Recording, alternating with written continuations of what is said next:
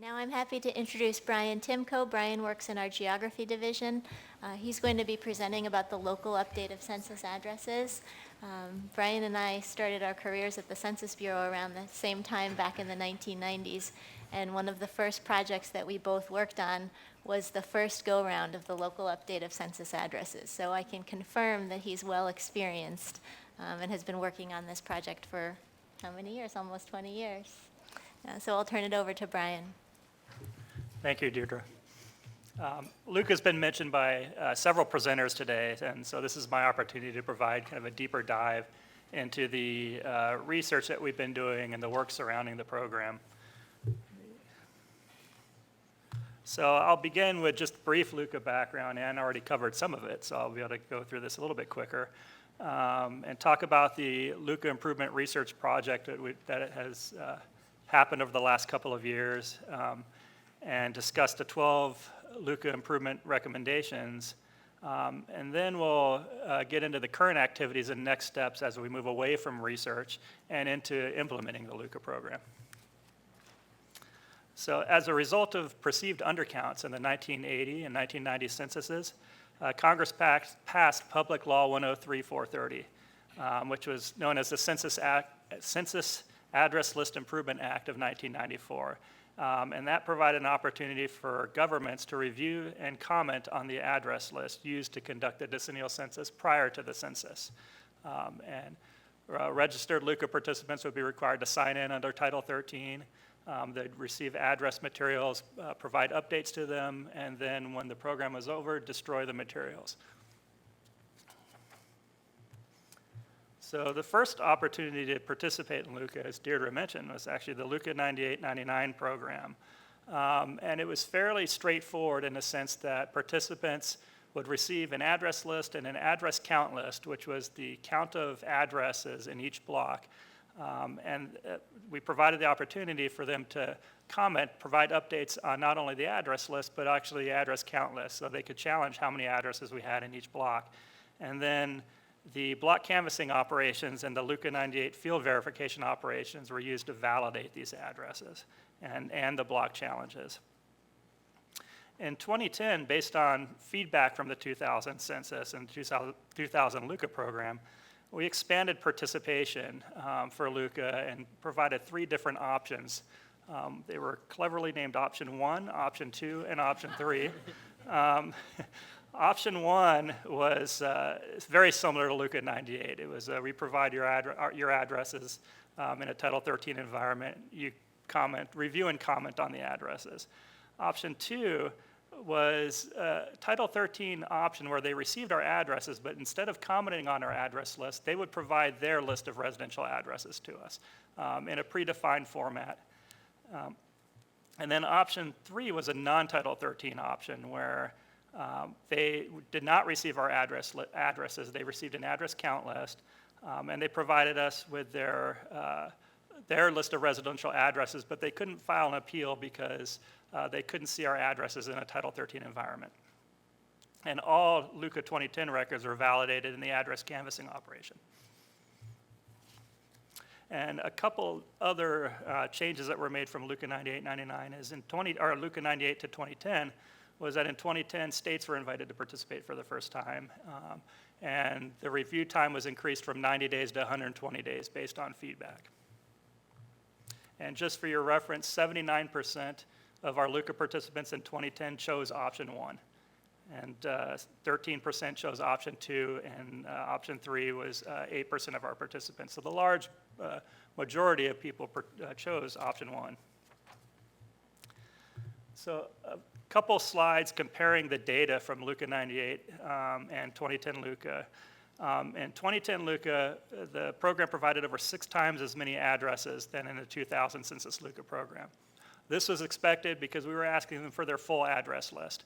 So we expected to see more addresses, and the burden of matching the addresses was placed on the Census Bureau. The 2010 Census Luca program provided nearly twice as many new to census addresses. These are addresses that didn't match any addresses that we have. And then the big kind of moment for us was realizing that the 2000 census program provided more new to census enumerated records than the 2010 program. And I'll get to the next slide, which kind of summarizes the more might not be better philosophy. So on the left column, it's the Luca 98 numbers, and on the right column, it's the 2010 Luca numbers. I'm not going to go through this whole table, but there's three rows that I think stand out. One is the first row, where Luca 98 participants provided 6.2 million addresses versus 41 million addresses from Luca 2010. The third row down is, the third and fourth row down really stand out. It's 5.3 million new addresses added to the map from Luca 98 versus 9 million new addresses to the map. So these are addresses that came in through Luca that didn't match to anything we had. And then the fourth row, of those new addresses added to the map, 3.4 million were enumerated in the census, or found as, in a sense, good census addresses that we could enumerate. And then in Luca 2010, it was only 2.9 million. So we processed and worked with a lot more records in 2010, but came out with fewer new to census addresses. So we designed a lot of our program research 2 years ago around trying to figure out ways to improve the program for both participants and for the Census Bureau. So we received fewer bad kind of Luca records, and made it easier for our participants. So we created four sub-teams that we designed the research around, and each sub-team, there were 3 different divisions that headed up the sub-teams. 2 of them were headed up by staff from Geography Division. One was from Decennial Management Division. The other was from Field Division. So it was a multi-divisional effort going. So our first sub-team was the Looking Back at 2010 sub-team, where we just looked back at our assessments, our surveys, our lessons learned, and tried to kind of mine the information and make sure we didn't lose the information out of those documents. And part of that is the knowledge management database that was referenced earlier today. The Geographic Support System Initiative's impact on Luca. And I'm going to digress a little bit here because some of you are aware of the GSSI program, others are not.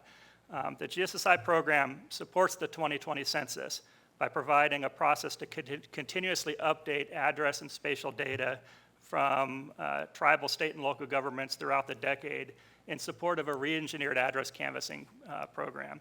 So we've currently received just over 1,000 address and spatial files from over 1,000 partners at this time.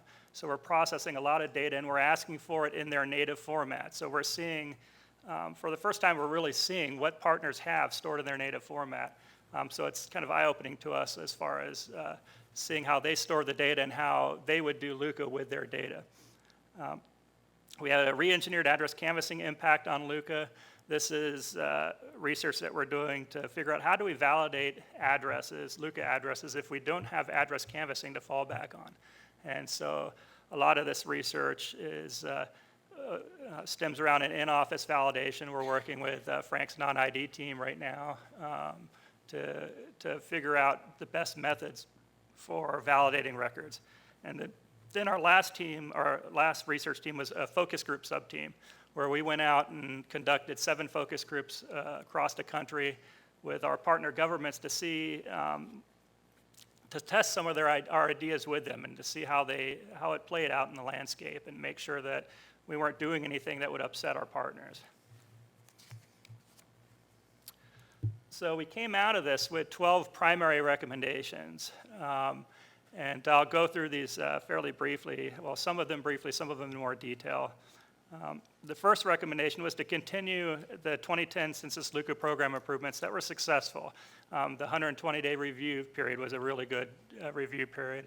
Providing a 6-month advance notice to our invitation mailing really helped as well, and then providing different media types that they could use to review our maps.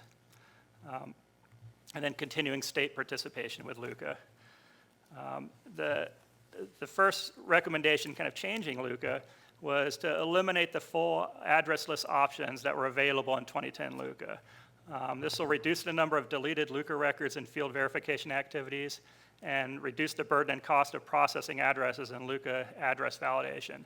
This was something we weren't sure would go over well with our partners, but after talking to them in the focus groups, they were really confused by these options. We would send them a letter. They're not engaging with the Census Bureau on a daily basis, so they don't see our data all the time. And so when we come at them with a letter that has all these different options, they weren't sure which one was best for them. And so they really, their basic message to us was make it easier on us, make it simpler. And that goes to the next recommendation, which is reduce the complexity of the LUCA program.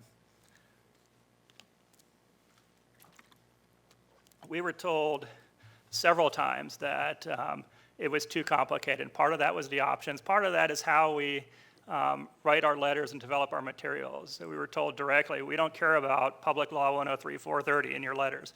That's not something we're interested in. That's not something I can take to our budgeting officials to get money approved to do this program for us. So they want something, they want to know how does this benefit them and how does it benefit the Census Bureau, and then we'll participate. And so we're taking those lessons learned to try and make the program simpler. Include census housing unit location coordinates in the census address list and allow partners to provide their housing coordinates back to us. This is something that we've learned through our focus groups and also through the GSSI research. We're getting a lot of coordinates back that locate the housing units on local government materials, and it makes it much easier for us to overlay their coordinates, match it with ours, and see where we're missing data. They can do the same thing if we provide them with our coordinate structure, our structure coordinates. So this is something that they were really interested in. Provide ungeocoded United States Post Office delivery sequence file records to our state and county partners. This was one of the big kind of pluses from 2010 LUCA is that we were able to geocode a lot of ungeocoded addresses. So we get addresses from the delivery sequence file from the post office twice a decade, or twice a year. Twice a decade would not be very much, but twice a year. And they're geocoded to state and county. We have to get them down to the tract and block level. In some cases, if we don't have the roads or the road names or the address ranges in our database, we can't geocode it below the county level. So one of the things we could do in LUCA is provide these ungeocoded addresses to our state and county partners, and it'll help them focus their review. If we're missing streets, it might be a new area, and it focuses their review to maybe areas where there's new growth. So provide the address list in a more standard format. We provided the address list last time in a pipe delimited text format. Not the most, I'm seeing grins, it's not the most intuitive format to provide data in. We were afraid that there was commas in our address list, so we didn't want to do a comma delimited format. It turns out that 42% of our help desk calls were because of the formatting of our address list. So this was one of the no-brainer suggestions, which is to provide it in a more standard format. Conduct an in-office validation of LUCA submitted addresses. This came out of the in-office sub-team that what we wanted to do is determine if we can validate addresses using assessor sites, using local data, using the internet. And we found in a lot of cases we can. We're still redefining how to do this, but the research shows that you can do this. There's enough information out there now that we don't have to walk every street to validate addresses. Utilize GSSI data and tools to validate LUCA submissions. This is another kind of no-brainer suggestion. We're building tools right now to, in a sense, what would, in a sense, help process LUCA data. For the GSSI, we're building tools to bring in local data, to evaluate it, to determine if it's valid or not, and it'd be silly not to use these tools. In addition, we're getting millions of address records that contain use types. A lot of governments maintain use types in their address fields that tell us whether the address is residential or non-residential, especially when for emergency services purposes, we're able to find out if this address represents a fire hydrant or a mile marker or something. And so these are addresses we actually got in LUCA. that we didn't know we were getting. It looks like a 101 Main Street, but it happens to represent something that's not a residential unit. And so we sent out address canvassers looking for what ended up being fire hydrants and mile markers. So having this massive GSSI database now of tens of millions of records, it'll allow us to match against those to make sure that we are getting residential addresses.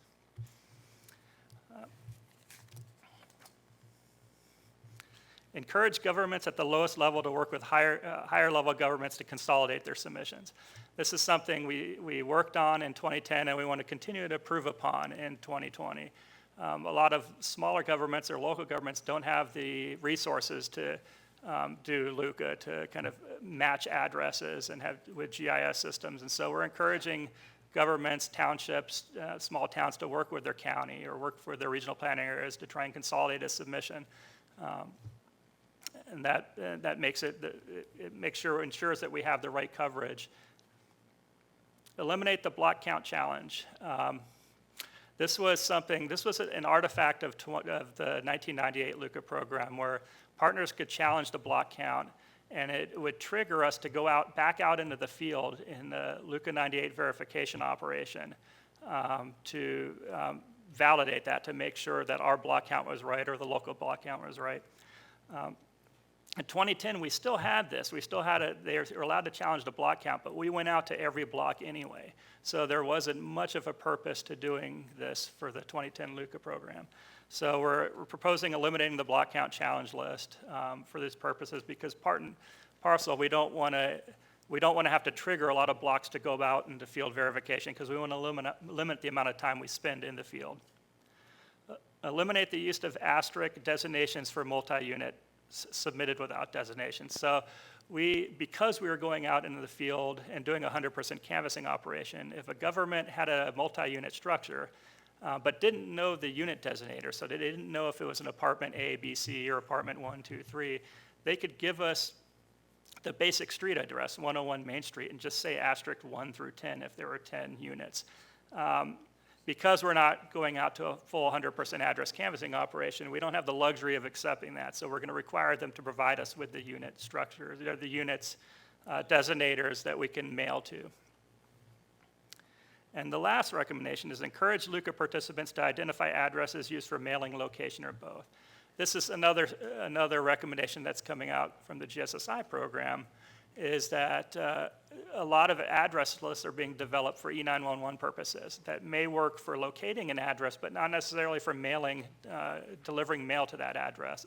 So what we want to do is provide the opportunity for our partners to tell us how this address is used. That way we can determine how we use the address to enumerate that housing unit.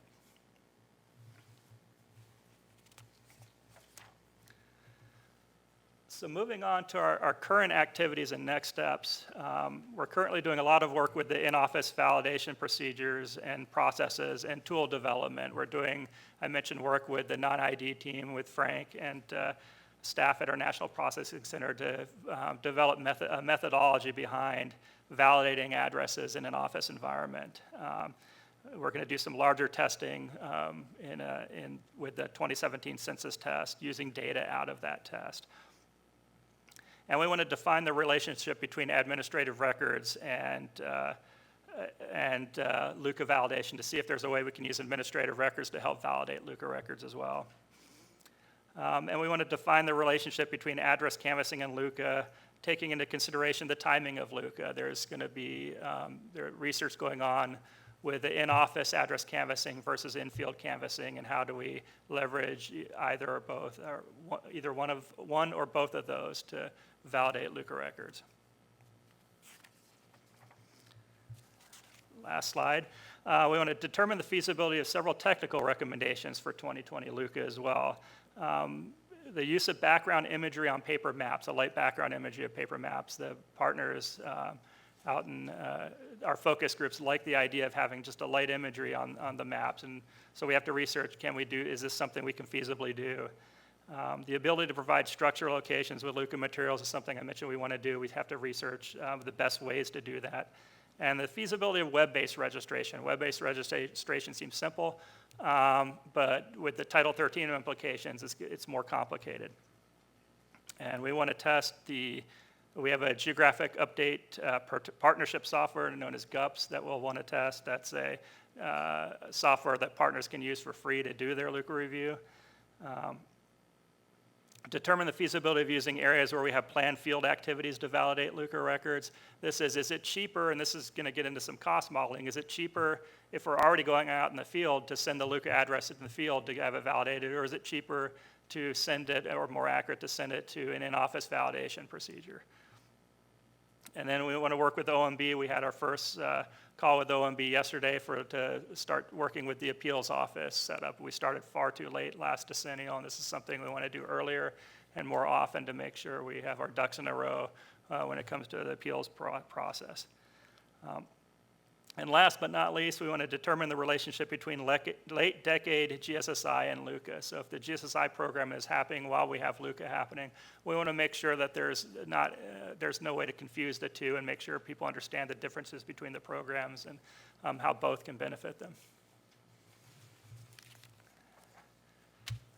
And that's it. Any questions?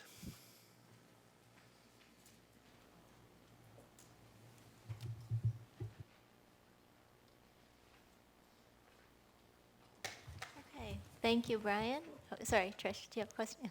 Trisha has a question. Yeah, I feel like I have a question, but I'm sorry, it's just, Trish, can you turn it on,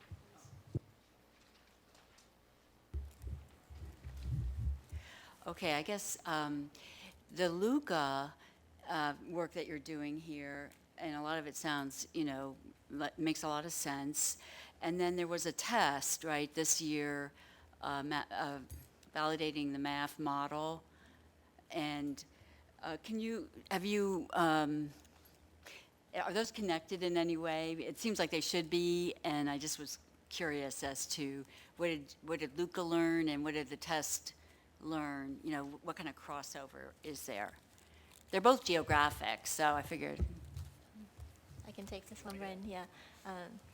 Both programs ultimately are designed to improve the quality of our master address file to ensure that we have an accurate frame to use when we do mailings, when we do our data processing and our data tabulation. The MAF model validation test was really meant to study our new methodologies and the statistical models that we're using to help inform our re-engineered address canvassing plan. Where will we conduct in-office work and where will we conduct in-field work? LUCA is really meant as another opportunity to supplement the address list, mandated by law, of course, working hand in hand with the local governments. So two different programs, both with the same intent ultimately. So a LUCA participation might be an input into a model that, determines address canvassing, levels of address canvassing? I think more so the participation in the Geographic Support System initiative would inform the models. The addresses that are contributed as part of both GSSI and LUCA will contribute to complete coverage within the master address file. Okay. I'm just curious too, is the in-office validation and the change detection, how are they related? Are they manually done, viewing a screen? Are they automated? They are linked because we will use aerial imagery to help us determine where we can conduct in-office research and where we should send people out into the field to validate addresses where we believe there are problems, or also aerial imagery can help us detect change. Where do we think there may be housing units that there were not in the last vintage of that imagery?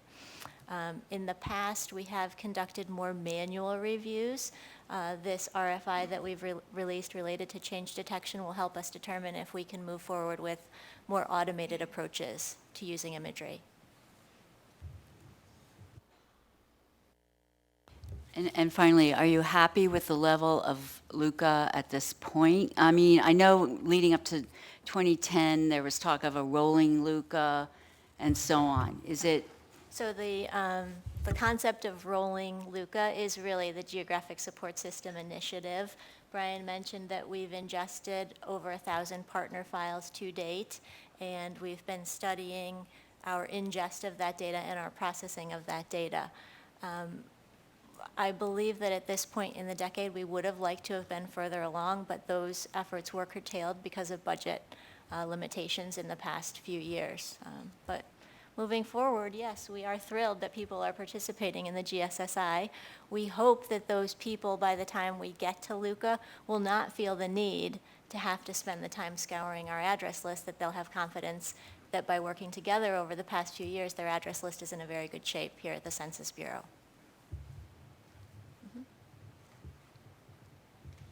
Any other questions, Dan?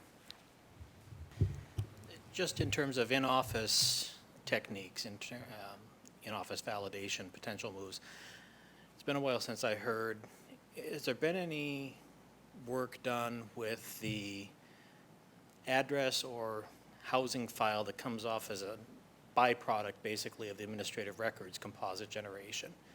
You do the person level unduplication to come up with administrative record data set of persons, but there's also often geographic information associated with that many of them geocode, many of them don't geocode.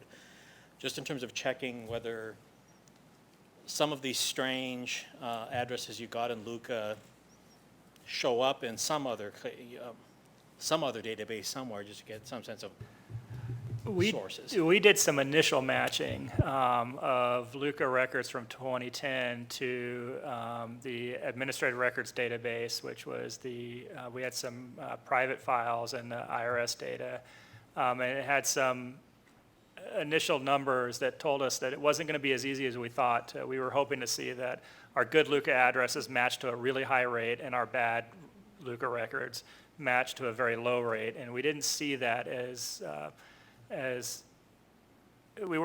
numbers weren't as positive as we had hoped they'd be on those lines.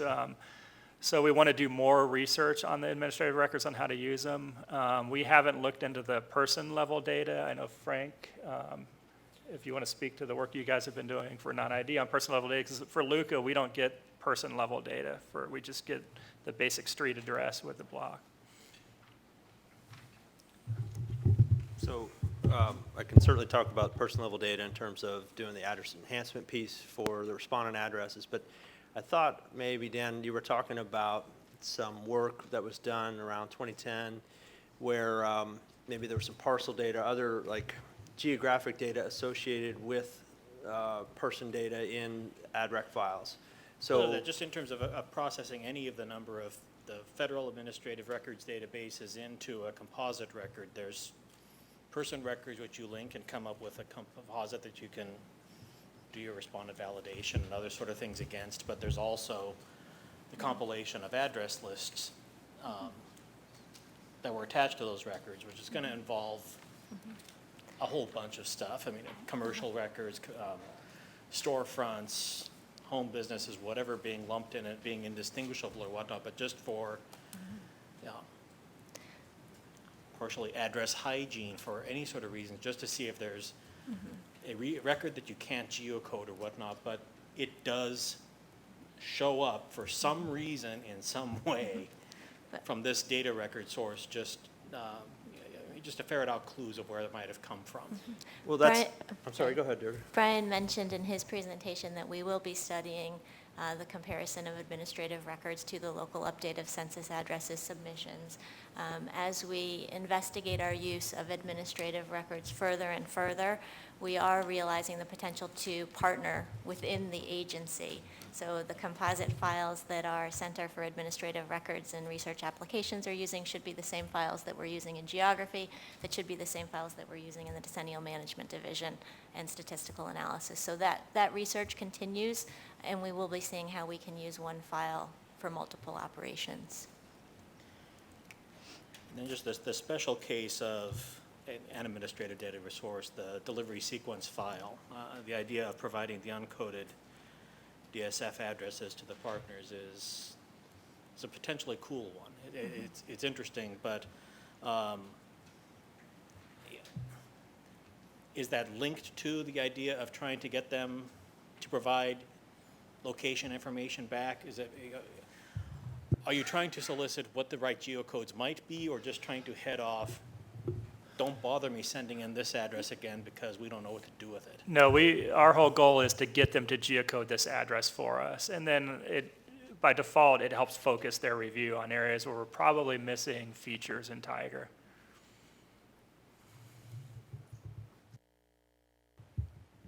Any other questions for Brian? Thank you, Brian.